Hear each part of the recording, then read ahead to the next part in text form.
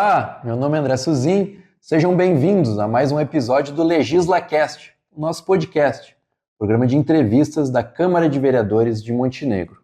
E hoje, neste último episódio da primeira temporada, um programa dedicado a abordar o papel do Poder Legislativo no debate público quanto aos caminhos que a educação e o ensino devem tomar em âmbito local. E para isso, recebemos dois ex-vereadores que têm profunda ligação com a área da educação. De imediato, passo a apresentação dos nossos convidados de hoje. Do meu lado esquerdo, o ex-vereador Ricardo Agádio Kramer, que ocupou cadeira nesta casa na legislatura de 2005 a 2008. E do meu lado direito, o ex-vereador José Alfredo Schmitz, que exerceu mandato na legislatura de 2009 a 2012, tendo sido presidente da mesa diretora no ano de 2010. Sejam muito bem-vindos ao LegislaCast. Inicialmente, peço que os senhores contem um pouco sobre suas trajetórias políticas, principalmente os motivos que os levaram a ingressar na vida pública. Podemos começar com o ex-vereador Ricardo. Muito bem, então, prazer estar aqui, retornando a essa mesa aqui, para conversar um pouco sobre a nossa história, sobre o Legislativo. Embora a gente sempre mantenha uma boa relação aqui com os vereadores, volta e meia a gente aparece por aí. Mas eu comecei a minha vida na Pastoral da Juventude, com o trabalho de comunidade, mas aos poucos você se dá conta de que as decisões, as grandes decisões passam pelo caminho da política. É a verba que precisa para o pavimento, é a escola, tudo se decide, na realidade, no poder executivo, no poder legislativo no município.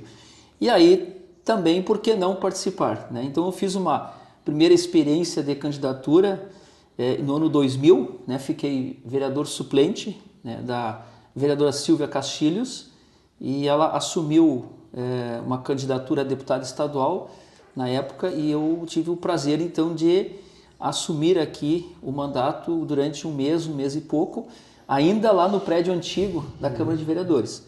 E aí, na sequência, na próxima eleição, 2004, eu me candidatei então a vereador e fiquei então com o mandato durante os 4 anos. Claro que, como é uma prática nossa do partido, nós fazíamos o rodízio, então também o suplente às vezes assumia. E nas legislaturas posteriores, nas 2 posteriores, eu fiquei na suplência. Então, assim, a gente também frequentava aqui, eventualmente substituindo o vereador titular. E continuamos aí na luta na comunidade. A gente sempre precisa muito do legislativo na questão da criança e adolescente, do patrimônio histórico, que são áreas em que a gente atua na comunidade. José Alfredo Schmitz, como é que foi o ingresso na carreira política? André Suzin, uma satisfação. Tive a oportunidade de trabalhar com o André. Conheci o teu pai também, que era um parceiro, uma grande figura, fez o seu trabalho profissional no nosso fórum aqui da cidade. E obrigado pelo convite também, agradecer a vocês, saudar a quem nos assistem e dizer que a minha vida toda ela foi pelo rádio, exercendo a função e sempre entrevistando vereadores, prefeitos, e aí foi pegando e curiosamente eu não tinha assim uma pretensão eleitoral até a abertura, quando houve a anistia, que retornaram ao país os exilados, E numa visita do Leonel Brizola a Portão, eu fui lá fazer uma matéria para a rádio. E gravei a entrevista com o Brizola e tal. E no final da entrevista, eu não lembro quem foi, mas chegaram com uma ficha pro Brizola assinar para que eu... Então a primeira ficha política foi no PDT com a assinatura do Leonel de Moura Brizola, depois de uma entrevista. Mas eu disse, não, guarda essa ficha aí, não. Ela ficou anos guardada, Ficou anos guardada e em 2004, aí eu resolvi concorrer, E eu fiquei segundo suplente e assumi também um período. Depois, em 2008, então, eu me elegi. Vocês chegaram, então, a participar na mesma legislatura, chegaram a ser colegas de Não, em 2004. Não, eu cheguei, quando eu saí o Schmidt chegou. É isso aí. E quando fui suplente, eu assumi, acho que foram 15 dias ou 30 dias assim, e justamente foi no período que morreu o Brizola. Um pouquinho antes tinha falecido o Brizola. Então a gente deu o nome para a Praça dos Ferroviários Leonel de Moura Brizola, uma homenagem, já que eu tinha essa ligação com ele, né? Achei justo ter um espaço, era muito difícil para achar um espaço, aquela coisa. Então a gente acrescentou à Praça dos Ferroviários o nome de Leonel Brizola. Foi um ato que a gente fez, depois a gente continuou. Aí, então, em 2010 fui presidente, e então a vida política, através do jornalismo, das entrevistas, né, a gente pensou em que poderia contribuir com alguma coisa a mais. Certo. Né? Então vamos falar agora um pouquinho sobre o papel do legislativo na decisão dos caminhos, né, que toma a educação em âmbito municipal. O artigo 206 da Constituição Federal consagrou alguns princípios basilares que devem ser obedecidos quando da concretização do direito social fundamental de universalidade do acesso à educação. Cito alguns deles, como igualdade de condições para o acesso e permanência na escola, liberdade de aprender e ensinar, pluralismo de ideias e concepções pedagógicas. Ou seja, para garantir a efetivação desse direito, o poder público municipal tem o dever não apenas de oferecer vagas prioritariamente no ensino fundamental e na educação infantil, como de manter o sistema municipal de ensino com um conjunto normativo que respeite esses princípios constitucionais. Além disso, de acordo com a Constituição Federal, o município está obrigado a aplicar um mínimo de 25% da sua receita. Dessa forma, eu pergunto ao ex-vereador José Alfredo Schmitz como ele vê a importância do papel do vereador no que diz respeito ao ato de legislar sobre a educação e também no ato de fiscalizar a gestão das políticas e programas nessa área. A gente acompanhou porque pegou parte desta transição, com essa alteração que houve de 88 até a implantação, né? Então nós tivemos muitos problemas enfrentados justamente para cobrir as vagas de creches, né? Até hoje tem municípios com problemas de escola de educação infantil. A gente é do tempo antigo, fala creche, né? Mas são escolas de educação infantil. Hoje Montenegro tem em torno de 3.500 alunos nessa área, 3.000 na educação infantil e 3.500 no ensino fundamental, são os alunos da rede municipal. Aproximados, são números aproximados. É importante, até porque na época nós debatemos muito, foi justamente o cumprimento dessas vagas, né? Que não tinha aquela fila. Hoje praticamente está resolvido. Teve um período que se comprou vagas, o município comprou vagas para preencher no ensino particular. Hoje praticamente está atendendo.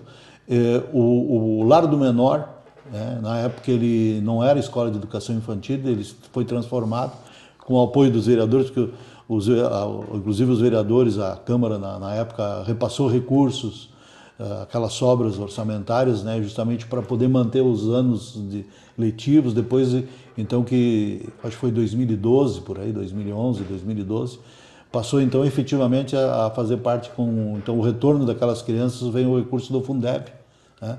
O Fundeb, que é o fundo que atende a educação, né? As diretrizes básicas da educação que comportam isso. Então a gente conseguiu participar através das discussões com a comunidade, reuniões, e a partir daí ficou estabelecido, porque havia muita discussão, porque sempre chegava no fim do ano e o cobertor era curto, né? Então tinha que complementar recursos, então depois se chegou um passo à frente, né? E com a participação da Câmara de Vereadores, com a sua aprovação, hoje tem um valor já pré-estabelecido que o Lar do Menor consegue, com as suas casas, né, serem escolas de educação infantil, né, o que é muito importante para que todo mundo possa ter o seu espaço. Sim. Ex-vereador Ricardo, o senhor a professora atua, né como Sim. professor de História história no... Aí, da forma como o ensino está hoje, ensino médio, né? Então você é da área das humanas. História, geografia, sociologia, filosofia ou uma série de outras disciplinas semelhantes. Mas a formação é a história. Então acho que o senhor tem essa vivência assim, de sala de aula, talvez possa falar um pouco nisso. Me parece que indo que orientou a elaboração desses princípios constitucionais que a gente estava comentando sobre a educação lá em 88, foi aquela velha crença iluminista de que a emancipação do ser humano só era possível através do conhecimento e da educação. Eu vejo, assim, particularmente, que hoje em dia a escola ela sofre uma crise de legitimidade, né? E passa desde a perda do prestígio simbólico que caracterizava a profissão do professor, ele não tem mais aquele prestígio social que ele gozava, né, antigamente, passando pela influência das mídias e das redes sociais sobre o processo de aprendizado, até a padronização dos métodos e conteúdos didáticos, né? Em suma, assim, a gente pode dizer que a escola passou da formação do cidadão para a formação, digamos assim, de um consumidor responsável e do profissional competitivo. Essa é um pouquinho a minha visão um pouco sobre a educação atual. Diante desse cenário, fala-se muito de reforma da educação, sem que se deixe muito claro qual o quadro normativo e qual a política que está orientando essa reforma institucional. Nesse sentido, trazendo a experiência do senhor como vereador e também como educador, eu pergunto qual a importância do Poder Legislativo na tentativa de definir certo modelo de educação e de elaborar certa ideia de escola. Eu quando estive aqui, né, a gente procurou aproximar um pouco o legislativo das escolas, né, e gerar cidadania. Então, porque essa era um pouco o nosso mote aqui, né? Que nós tínhamos muitas discussões na época, né? A discussão mais importante na época era a questão do Hospital Montenegro, né? Mas já tinha a discussão, que nem o Schmidt lembrou, do cumprir a meta da educação infantil, e o Ministério Público atuava fortemente nisso, então se trabalhou muito, mas nessa ideia de que a escola ela pode sim, com a ajuda do Legislativo, ser um espaço de formação de cidadania, né? E aí dentro do regramento dessa democratização, lembro que tivemos aí uma mobilização em função do processo de escolha das direções de escolas, né, que era indicação e tal, e se entendia que a comunidade deveria participar. Então, daí isso é uma regra que a Câmara de Vereadores pode legislar sobre isso, né? Então, lembro que a gente fez uma mobilização na época em relação a isso, né? A Câmara, então, alterou a legislação aqui para que tivesse, então, um processo de escolha das direções de escolas, né? Depois ele foi, através do MADIM, né? Houve um entendimento jurídico, foi retirado e agora, de novo, temos um processo de escolha, né? Então, também as leis devem favorecer com que se forme o cidadão, né? Lembro que também se tinha muito aquela discussão na época do ajuda ou não ajuda o transporte escolar, né, para o ensino médio, né? Então me lembro que umas discussões que houveram aqui também, o município deve subsidiar o aluno do ensino médio para ele poder vir para estudar. Depois o EJA também entrou, né? Depois tem a EJA, né? Então essas coisas acabam vindo aqui para a Câmara de Vereadores, né? E uma coisa importante, hoje o município é responsável pela educação infantil e ensino fundamental. Mas uma coisa que preocupa, eu estava lendo alguns dias atrás, que em torno de 40% dos alunos que saem da faculdade, eles não conseguem emprego na área que eles se formam, né? Então, e o crescimento maior, hoje a renda nos últimos tempos baixou justamente de quem tem a formação. E o ensino técnico, que é uma coisa que não pertence ao município, mas ao Estado, eu acho que é importante, deveria ser mais incentivado, né? Porque com a formação que tu tem técnica, tu consegue depois fazer complementar com a universidade, né? E hoje o papel está ao contrário praticamente na educação. O pessoal quer fazer uma faculdade, chega ali, o mercado está saturado, né? Porque se tu fores hoje numa indústria, tem um engenheiro para 30, 40 funcionários, né, que são abaixo. Pegando digamos, numa empresa mecânica, área de mecânica.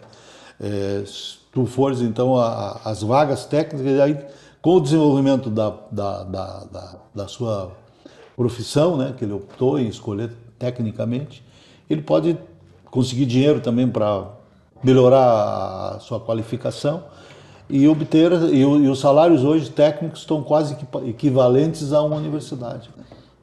Então nós tínhamos essa questão da eleição de direção de escola para democratizar. Me lembro de discussões aqui sobre a questão do transporte e a pressão para que o município atendesse, então, as crianças na totalidade na educação infantil. Mas também a gente teve aqui mobilizações e audiência em função da UERGS, né? Lembro disso também. Acho que aí o papel do vereador é importante porque ele representa o anseio da comunidade na Cidade das Artes.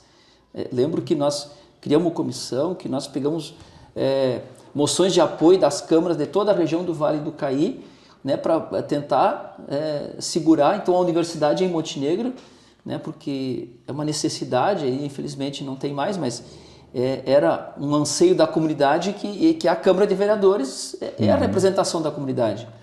E outra coisa importante que acho que foste você o autor, né, foi a Câmara Mirim, né? A Câmara Mirim foi Isso, até depois nós vamos comentar. Eu estou segurando que ele foi. A Câmara Mirim, que é um aspecto.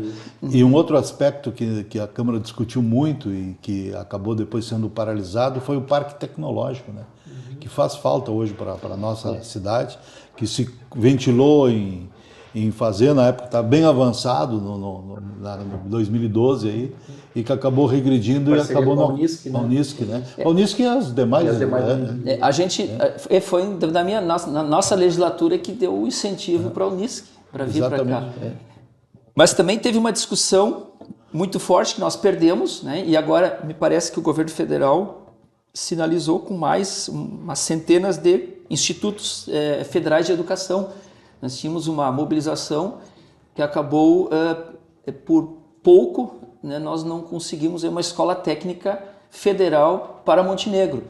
Né? Aí acabou, era uma sobra e parece que o Nordeste foi mais feliz e a escola que viria para cá foi para o Nordeste. E agora temos de novo a chance, né? De repente fica a dica para os vereadores que estão entrando. E que aqui próximo nós temos na Feliz, né? Temos na Feliz, né? Federal. Então, quer dizer, essas pautas, elas também tramitam por aqui, né? Com certeza. Né? Então, retomando aquela questão do Fundeb e da LDB, né? A União ela tem competência para fixar, para editar leis que fixem as diretrizes e bases da educação nacional e, em regime de colaboração com estados e municípios, financiar a manutenção da educação básica. Nisso entra a importância do Fundeb, né, que a gente já comentou, que nada mais é que um fundo composto por recursos oriundos de diversas fontes, como impostos estaduais e municipais, transferências do governo federal. Né? Exatamente. E o objetivo dele, justamente, é reduzir as desigualdades regionais, distribuindo os recursos de maneira igualitária, de acordo com o número de alunos matriculados na educação básica. Tem itens envolvendo até a saúde, né? A mortalidade infantil está incluso. Tem uma série de itens aí que compõem, né? Esse fundo compõe o fundo de financiamento que ele vem a partir da geração dos impostos do município, é um percentual que retorna vai para o fundo e depois é dividido pelos alunos. Porque, de certa forma, tudo passa pela escola. Sim, né? sim. Isso tu falaste antes. Hoje, talvez, os professores, eu incluindo junto, nós não estejamos preparados para tanta diversidade. É educação financeira, é educação sexual, é violência, é tecnologia, é computador, é inteligência artificial, é inclusão, é trânsito, é tudo se a escola resolve. Né? Parece que a escola é o lugar que... Até os pais estão entregando os filhos para a escola educar.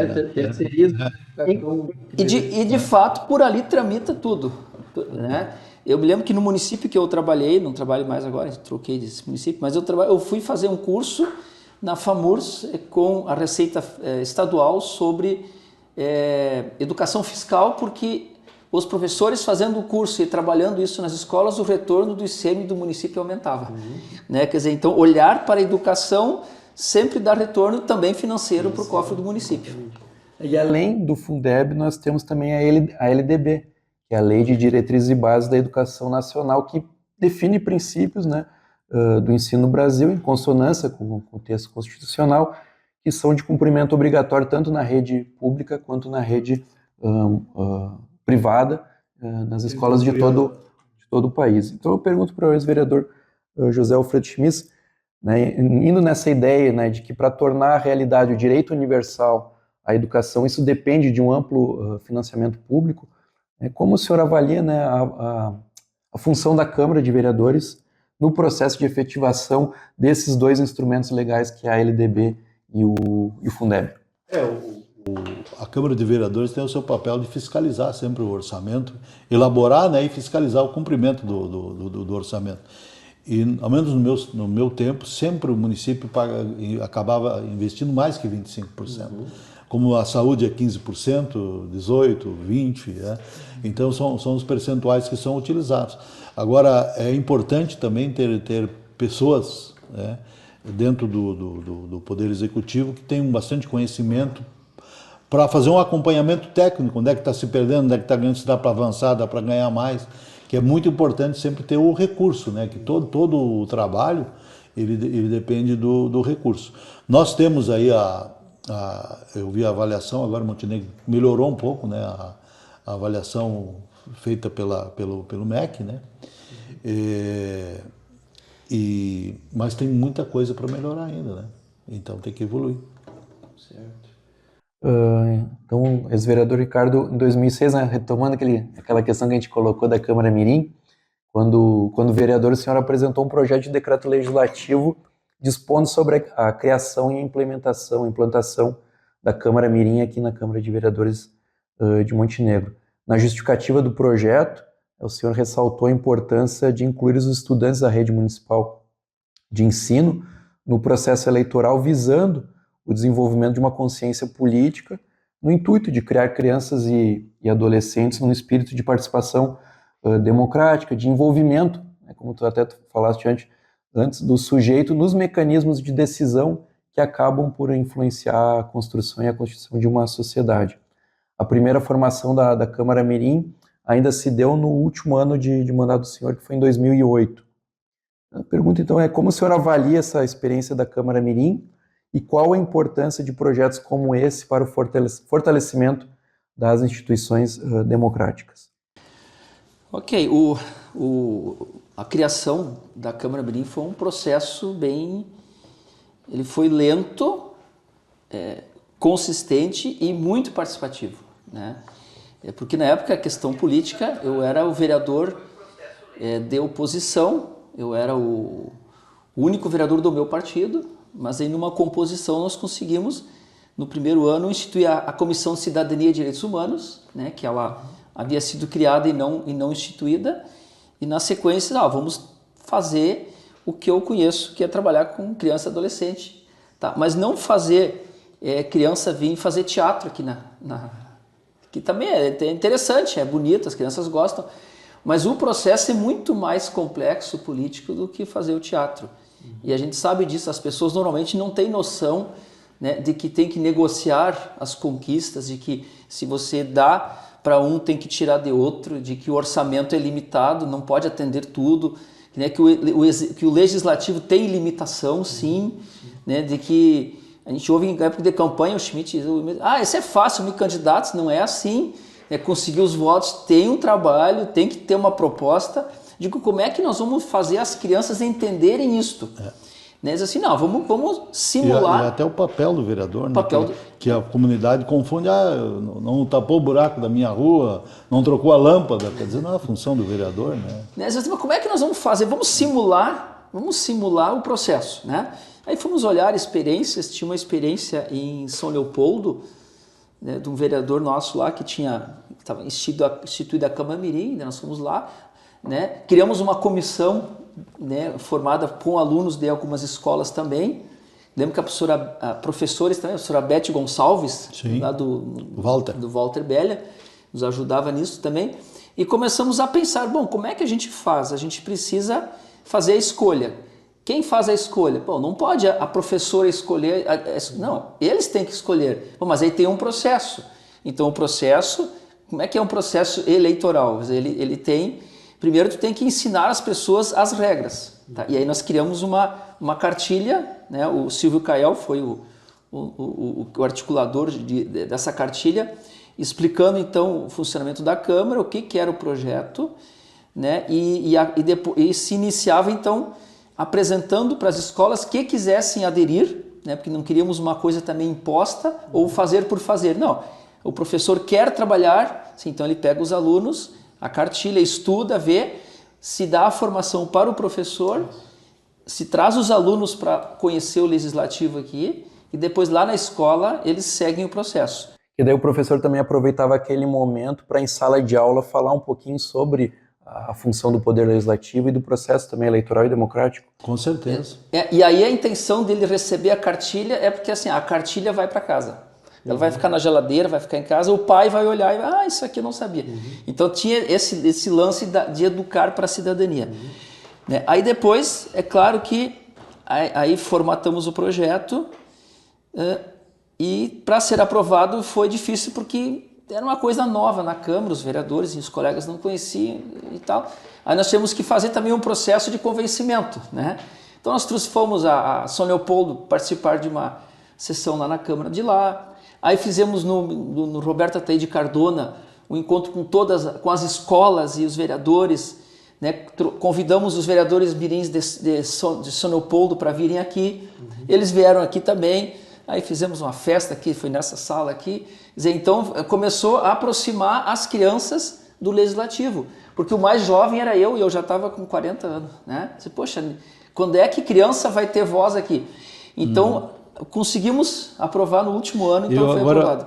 Eu posso fazer uma pergunta? Dos vereadores mirins daquela época, algum tentou, tu chegou a acompanhar, se algum tentou ser candidato? Teve algum eleito? Em Montenegro não, mas eu conto depois. Mas então o processo, o processo seria esse, então a formação. Aí, na escola, eles, sem interferência da Câmara de Vereadores, a comissão eleitoral, professor, CPM, Grêmio Estudantil, se tiver, né, e aluno. E lá eles apresentam lá o edital das candidaturas, quem quiser, aí eles fazem a propaganda, mas eles já sabem que se prometeu que não pode cumprir é alvo de impugnação, eles tinham isso bem claro, abuso de poder econômico, esses temas foram tratados. Eles faziam a escolha e nos remetiam para a Câmara o resultado, com depois as comprovações. E naquela época, se não me engano, havia também o envolvimento do próprio CONCRAD e do Conselho Municipal de Educação e do Conselho Tutelar. Não, eles acompanharam, mas não diretamente. Esse envolvimento a gente acabou fazendo depois, né? E talvez isso apareça na Câmara, na Conferência Municipal da Criança, porque aí o projeto foi para outras cidades e tal. Sim. Mas, e aí diz assim, bom, agora nós temos que definir também quem será o eleito. Porque tu tem uma escola com 50 alunos e uma escola com 300 alunos. Então, a quantidade absoluta de votos não servia. Então, nós temos que criar um critério de proporcionalidade muito claro. Conforme o número de alunos de cada escola. E conforme, então, os votos válidos tinham um peso, porque nem todos precisavam votar porque era uma coisa opcional. Se o professor não quer trabalhar na turma, não trabalha. Então tinha que criar o universo dos eleitores e criar os critérios. E depois, assim, se tem 12 escolas, só tem 10 vagas, né? Qual é a escola que fica de fora? Como é que faz a suplência? Então teve uma discussão sobre isso, mas a gente fez a primeira. E é interessante porque se deu para os vereadores mirins quase o poder de um vereador, né? Ele vinha aqui, fazia o discurso, ele ganhava a exposição. Então, um problema que ele tivesse lá na escola dele, na rua da escola, ele poderia reunir e trazer para cá. Mas ele podia também fazer mais, sugerir para a mesa diretora um pedido de informação, um pedido de providência. E isso que ele é encaminhado para o executivo, né? E sugerir uma reunião, né? E nós tivemos reunião aqui, o vereador Mirim, lembra do Sinodal, ele chamou uma reunião para discutir o trânsito na frente da escola, que estava tumultuado lá. Né? Então, foi encaminhado. De projeto de lei também, né? Caso a mesa ou não. Sim, ele tinha. Claro que daí isso era dos vereadores mirins, né? Então, no momento em que passou para a mesa diretora e a mesa diretora entendeu que aquilo era factível, né? Que era viável, então a mesa diretora assumia a autoria do processo e aí é com oficialmente dos vereadores. Eu lembro que esse projeto eu fui à Brochir um dia, eles tinham lá o jornal lá deles, né, e a prestação de contas dos vereadores tem uma página dos vereadores mirins, e com ideias inteligentes dos vereadores, assim, bem interessantes, né, em relação a trânsito, parada de ônibus, então eles tinham proposições. Sim, sempre. Nós continuamos depois em 2009, 2010, né, e era acompanhava, sempre dava sequência às reivindicações deles, né, os discursos também, porque eles tinham discursos preparados, né, eles desenvolveram, né. Nós queríamos meio que uma CGP antes, vem aqui para ver o que se está tudo certinho. Né? Mas é claro que aí depois, na sequência, tivemos um conjunto aí também de vereadores que não eram professores na última legislatura, né? E aí se perde um pouco, inclusive, do espírito do projeto, né? Que de fato é gerar cidadania, né? É fazer com que eles sejam sujeitos, né, do processo, né?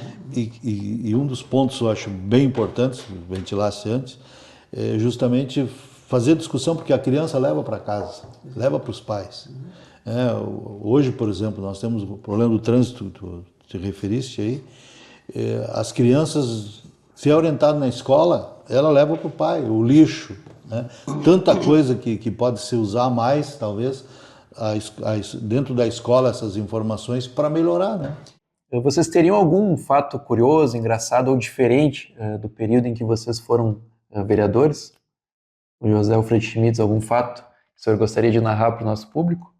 Olha, talvez diferente, no momento assim, não estou lembrando assim. Houveram bastantes alterações, inclusive no regimento interno, na época, foi feito em 2009, quando o Marcelo foi presidente. Aquele cota básica também dos gabinetes. Que até hoje segue, né?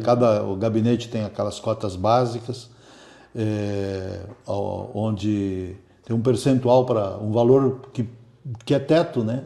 Dentro de uma moderação, né? E que até hoje é utilizado e faz com que funcione.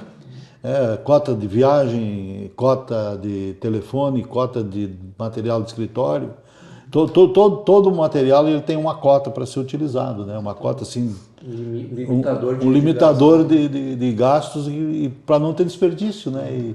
E abuso, eu acho que é um fato importante que, como também se retirou, existia na época, o presidente tinha uma representação de 50% a mais no salário, que ele teria que representar, despesas maiores, foi retirado.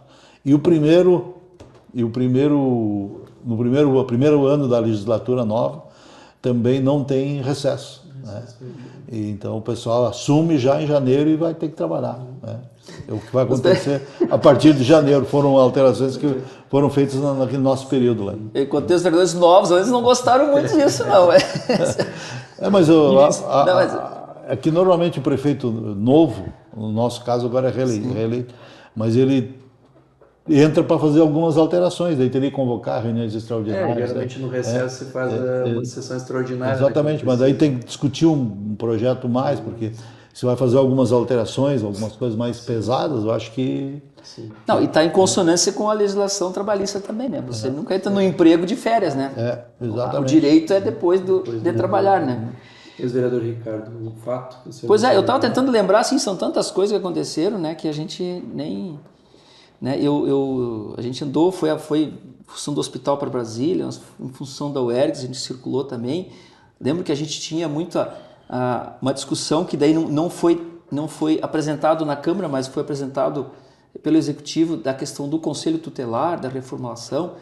Então nós íamos muito para o interior aqui com o Plínio aqui. O Plínio tinha que parar para tirar uma foto de uma igreja, né? Você tirar uma foto de uma igreja e tal. Então a gente andou muito pela cidade. Mas eu lembro assim, talvez só para citar, que o vereador tem que ter um pouco de expertise, né?